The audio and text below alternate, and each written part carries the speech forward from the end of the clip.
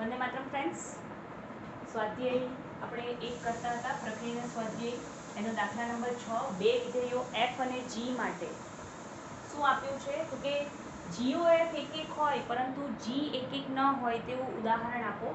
તો તમને F from N to Z અને G from Z to Z આપી દીધું છે. આમ જોવા જાઓ તો ટેક્સ્ટબુકમાં હિન્ટ પણ આપી દીધી છે કે તમારે શું લેવાનું છે, પણ સપોઝ કે તમને હિન્ટ નથી આપી, જે નહીં જ આપે એક્ઝામમાં, તો એવા સંજોગોમાં આપણને એક વસ્તુ ખબર છે કે જ્યારે હું માનાંક લઉં છું ધન અને ઋણ કિંમતો, ત્યારે માનાંક લઉં છું તો ધન અને ઋણ કિંમતો માટે એક એક થતું નથી. તો હું gx ઇઝ ઇક્વલ ટુ માનાંક x લઈ લઉં તો અહીંયા z ટુ z છે, તો એનો મતલબ શું થશે કે જો હું g-1 મૂકું છું તો પણ જવાબ તમારો 1 આવશે, અને જો g1 મૂકો છો તો પણ જવાબ તમારો 1 આવશે. એનો મતલબ કે g એક એક નથી, g એક એક નથી. ઓકે, હવે f એવું લેવું જોઈએ. અને બીજી વસ્તુ કે f તમારો n થી z માં જ છે, કદાચ f માટે પણ તમે માનાંક x જ લઈ લો તો પણ ફરક નથી પડતો, એટલા માટે કારણ કે મારે ધન કિંમતો જ લેવાની છે. જ્યારે ધન કિંમતોની વાત કરીએ ત્યારે ધન કિંમતો એટલે શું તો કે તમે માનાંક લો કે નહીં લો કોઈ ફરક પડશે નહીં, માનાંક x ઇક્વલ ટુ x જ થઈ જશે. તો તમે fx આવી રીતે પણ વ્યાખ્યાયિત કરી શકો અથવા માનાંક x પણ લઈ શકો. અહીંયા હવે આપણે fx માટે કોઈ સાબિતી બતાવવાની નથી, એક વસ્તુ મેં બતાવી દીધું કે g એક એક નથી. fx ઇક્વલ ટુ x લઈ લીધું છે તો GOF મેળવીએ, GOF ઓફ x. જોજો હવે મિત્રો અજાણી વસ્તુ અહીંયા છે. x ક્યાં છે તો કે x બિલોંગ્સ ટુ n માં છે, તો અહીંયા ભલે z આપ્યો હોય તમારો આ x પણ ક્યાં આવશે n માં. કેમ તો કે મારે કિંમતો પ્રદેશ જ તમારો n છે, મારે કિંમતો જ ગણ n માં મૂકવાની છે. કિંમતો જ જ્યારે મારે ગણ n માં મૂકવાની હોય ત્યારે અહીંયા જવાબ તરીકે પણ મને ધન વેલ્યુઝ મળશે. ઓકે, તો અહીંયા શું થશે તો કે g of fx equal to x લખાય. આના બદલે મારે લખવાનું માનાંક x છે, પણ x ની વેલ્યુ છે ક્યાં n માં, તો જવાબ શું આવશે x. તો એનો મતલબ કે શું થશે તો કે x1 મૂકો તો અહીંયા 1 આવશે, 2 મૂકશો તો 2 આવશે. કેમ તો કે x ની વેલ્યુ n માં છે. તો માટે GOF એ એક એક વિધેય છે. ઓકે, આપણે સાબિત કરી નાખીએ. સાબિત કરવાનું છે તો આપણે લઈ લઈએ કે GOF મારી પાસે બે અલગ અલગ કિંમતો x1 અને x2 છે, તો શું જોઈએ x1 અને x2 બિલોંગ્સ ટુ n માટે ચલો લઈ લઉં છું GOF of x1 equal to GOF of x2. તો મને શું મળશે તો કે અહીંયા તમે ડાયરેક્ટ આ જવાબ મૂકી શકો, GOF is equal two x1 બરાબર x2. આવી ગયું. આ બધું ફરીથી કરવાની કોઈ જરૂર નથી, આપણે ઓલરેડી ઉપર બતાવ્યું છે. તો x1 equal to x2, therefore GOF એ એક એક વિધેય છે. ઓકે, ત્યાર પછી આવે છે સાતમો પ્રશ્ન. સાતમા પ્રશ્નમાં તમને f અને g બંને n ટુ n માં આપ્યા છે. n ટુ n માં આપ્યા છે. તમને શું કીધું છે તો કે GOF વ્યાપ્ત હોય પરંતુ f વ્યાપ્ત ન હોય. GOF વ્યાપ્ત હોય પરંતુ f વ્યાપ્ત ન હોય.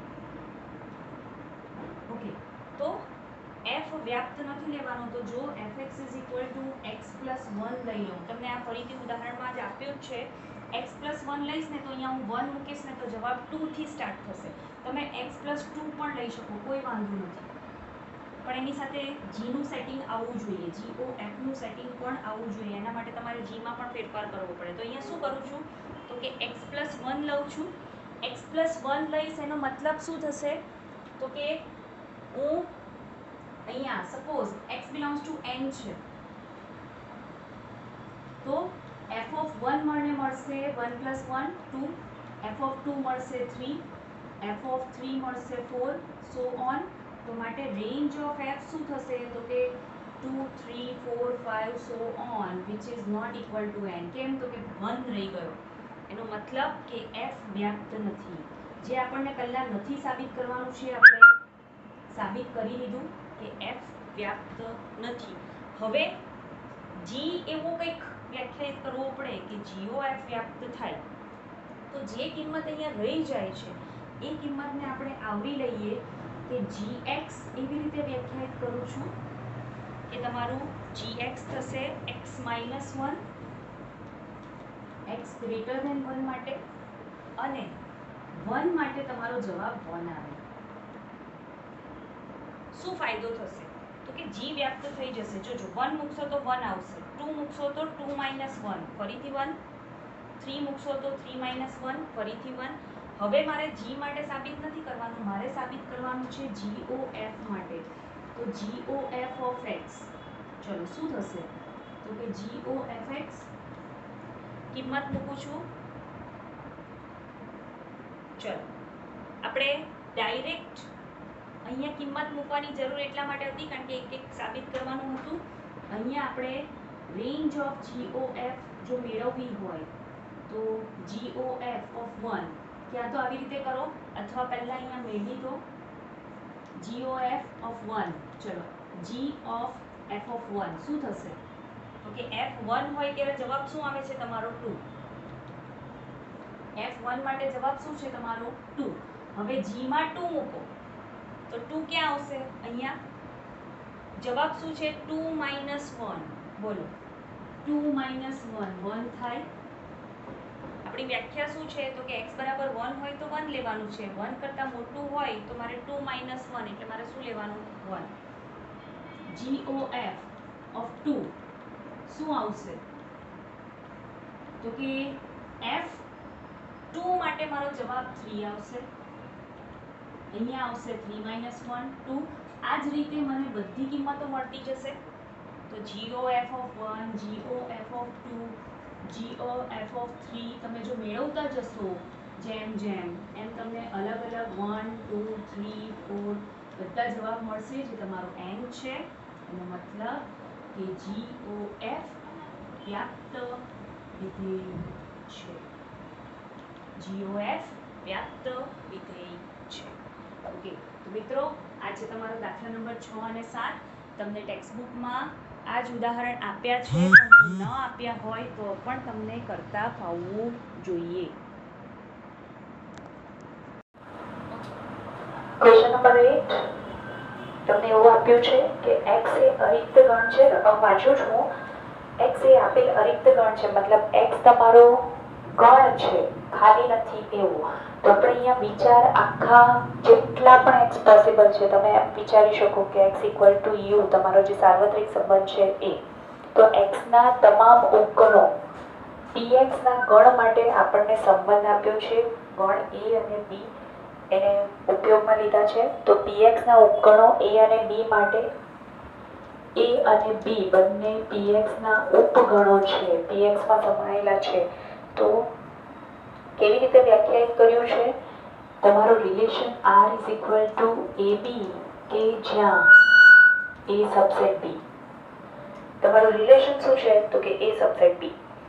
જે રકમ છે, રકમને હું આ રીતે કન્વર્ટ કરી શકું. રકમને આ રીતે લખી શકાય કે r is equal two ab કે જ્યાં a સબસેટ b છે. તો r px પર સામ્ય સંબંધ છે કે નહીં ચેક કરવાનું છે. ઓકે, આ રિલેશન છે. રિલેશનને લઈને આગળ ચાલીએ તો ખાલી જો એમ જ પૂછ્યું હોય કે સામ્ય સંબંધ છે કે નહીં, તો જોઈને જ મને ખબર પડે કે એ સબસેટ બી છે એનું ઉલટું નહીં કરી શકો. ફરીથી યાદ કરાવી દઉં, સ્વવાચક, સંમિત, પરંપરિક. તો પહેલી જે વ્યાખ્યા છે સ્વવાચકની, for all A subset B of X માટે હું ઓલવેઝ લખી શકું કે A is a subset of A. તો એનો મતલબ કે તમારું એ બિલોંગ્સ ટુ તો આર થઈ ગયું. તો સિમ્પલાઇઝ આર સ્વવાચક છે. ચલો, સ્વવાચક તો આવી ગયું, પણ હવે બીજું લઉં છું એ બી બિલોંગ્સ ટુ આર પારંપરિક માટે. તો એ બી બિલોંગ્સ ટુ આર છે એનો મતલબ કે સમાધાન કરશે એ સબસેટ બી નું. તો હું શું આમ લખી શકું? એનું ઉલટું લખી શકાય નહીં લખી શકાય, દરેક ગણ માટે થોડું સાચું છે. તો B does not subset A for all A and B in any situation. So BA does not belongs to R. એનો મતલબ કે R સંમિત નથી. R એ સંમિત સંબંધ નથી. સ્વવાચક છે, સંમિત નથી. કામ અહીંયા જ પૂરું થઈ ગયું. સામ્ય સંબંધ હોવા માટે 3 એ 3 હોવા જોઈએ. તો પહેલું છે, બીજું નથી, એટલે કામ પૂરું થઈ ગયું. તમે અહીંયાથી જ લખી શકો માટે આ સંમિત નથી, માટે સામ્ય સંબંધ નથી. પણ હજી જો આગળ લખવું હોય તો લખી શકાય. પારંપરિકની સાબિતી આપવી હોય તો ધારી લો કે AB belongs to R, BC belongs to R. જોજો હા, ટીચર કહેતા હતા પહેલેથી કે આ લઈ લેવાનું છે, આ લઈ લેવાનું છે, આ લઈ લેવાનું છે. This implies A subset B લખાય, B subset C લખાય. હવે વિચારો, A કરતા B મોટો છે, B કરતા C મોટો છે, તો obviously A subset C થશે જ. This implies AC belongs to R. R એ પરંપરિત છે પણ સંમિત નથી. R સંમિત નથી. This implies સામ્ય સંબંધ નથી. This implies R એ સામ્ય સંબંધ નથી. એટલે મેં તમને કીધું કે જો તમારી પાસે ટાઈમ હોય તો આ સાબિતી આપો, બાકી આ સાબિતીની બિલકુલ જરૂર નથી. એ સાબિતી નહીં આપો તો પણ ચાલશે, કારણ કે સંમિત નથી એટલે સામ્ય સંબંધ થવાનો નથી. અને તમને એમ જ કીધું છે કે સામ્ય સંબંધ છે, ચેક કરો. ઓકે, ચલો નેક્સ્ટ સમ પર આગળ વધીએ. બહુ ઇન્ટરેસ્ટિંગ છે. Question number 9. તમને ફરીથી ગણો આપ્યા છે. x ના ઘાતગણ px નો વિચાર કરવાનો છે આપણે. તો સ્ટાર ક્યાં વ્યાખ્યાયિત છે? સ્ટાર વ્યાખ્યાયિત છે તમારું px ક્રોસ px થી px પર, એટલે બધી જગ્યાએ તમારા ગણ જ છે. અને જે ક્રિયા છે, ક્રિયા કેવી રીતે વ્યાખ્યાયિત કરી છે? a star b equal to a intersection b. a નો છેદગણ a છેદગણ b for all ab belongs to px માટે. સાબિત કરો કે તટસ્થ ઘટક છે અને x જ વ્યસ્ત સંબંધ છે. ઓકે, વ્યસ્ત ખાલી x માટે મળે, પહેલા તો તટસ્થ ઘટક મેળવવાનો છે. તો પહેલા આપણે તટસ્થ ઘટક મેળવતા પહેલા સાબિત કરવું પડે સમક્રમી. a star b is equal to a intersection b. b છેદ a લખી શકાય, છેદગણ a છેદ b લખો કે b છેદ a લખો, સરખું જ છે. તો એનો મતલબ કે સ્ટાર સમક્રમી છે. જોજો મિત્રો, 2 માર્કનો દાખલો છે તો આના અડધા માર્ક આના છે સમક્રમી સાબિત કરવાના. ઓકે, સમક્રમી સાબિત કરી નાખ્યું. હવે આપણે વ્યસ્ત તટસ્થની વ્યાખ્યા લઈએ. તો તટસ્થની વ્યાખ્યા શું છે? a star e equal to a equal to a star e star a. આપણે સ્મોલ લેટર્સમાં લખીએ છીએ, પણ અહીંયા ગણ છે એટલે આપણે કેપિટલમાં બતાવશું. ચલો, દર વખતે જેમ ઉપયોગ કરીએ છીએ ફરીથી આનો ઉપયોગ કરીએ. હજી નહીં યાદ હોય, નહીં ક્લિયર હોય તો ફરીથી 1.4 ના સમ જોજો, તમારી પાસે વિડીયો અવેલેબલ છે જ. ઓકે, વિચારો, ઈ એવો કયો ગણ હોય, ઈ એવો કયો ગણ હોય કે કોઈ પણ ગણ લો એની સાથે તો જવાબ તમારો પાછો એ જ આવે. ઓબ્વિયસલી ઈ હંમેશા એ કરતા મોટો થવો જોઈએ. છેદગણ એટલે શું? છેદગણ એટલે 2 ગણો વચ્ચેનો ભાગ, જે કોમન હોય એવો. વચ્ચેનો નહીં, પણ જે કોમન હોય એવો. પણ અહીંયા શું થાય છે? અહીંયા કંઈક આવું થાય છે કે છેદગણ તમારો આખો ગણ એ આવે છે. આ તમારો આખો ગણ એ છે.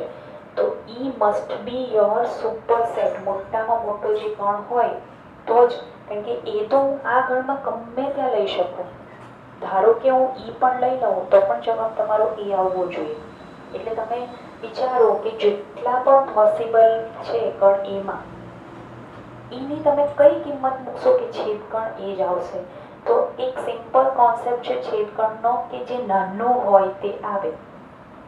તો ઈ મોટામાં મોટો કયો શક્ય છે? તો કે x. મેં તમને હમણાં જ કીધું ને કે x એટલે ધારી લો કે તમારો u છે, યુનિવર્સલ સેટ, સાર્વત્રિક ગણ. તો અહીંયા પણ x જ છે.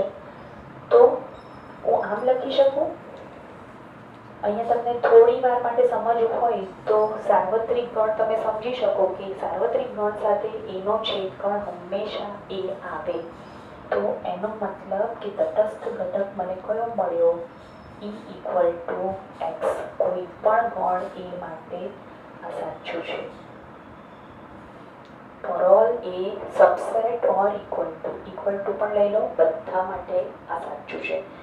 તો તટસ્થ ઘટક મળી ગયો. હવે વ્યસ્ત માટે વિચારીએ તો વ્યસ્ત માટે શું વ્યાખ્યા છે, તો કે A star B equal two E equal to B star A. તો A star B equal two E એટલે x. પહેલી વ્યાખ્યાનો ઉપયોગ કરીએ. ઓકે, તો આનો મતલબ થશે સ્ટાર એટલે શું, તો કે છેદગણ. A અને B નો છેદગણ સાર્વત્રિક ગણ ક્યારે આવે, છેદગણ એટલે નાનો ભાગ.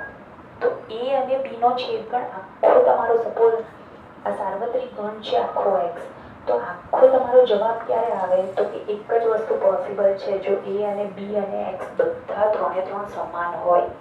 તો એનો મતલબ કે A equal to B equal two x. એનો મતલબ કે માત્ર x જ વ્યસ્ત સંપન્ન છે, બાકી એક પણ કિંમત માટે તમને વ્યસ્ત નહીં મળે. માત્ર x જ વ્યસ્ત સંપન્ન છે, એક જ કિંમત, બાકીની કિંમતો માટે વ્યસ્ત નહીં મળે. ઓકે, તમારે એક કામ કરવાનું છે એક્સ્ટ્રામાં.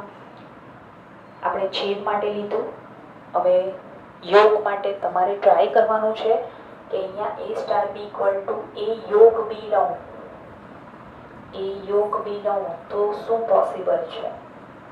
ઓકે, કીપ થિંકિંગ, વિચારો, કોમેન્ટ કરજો જવાબ.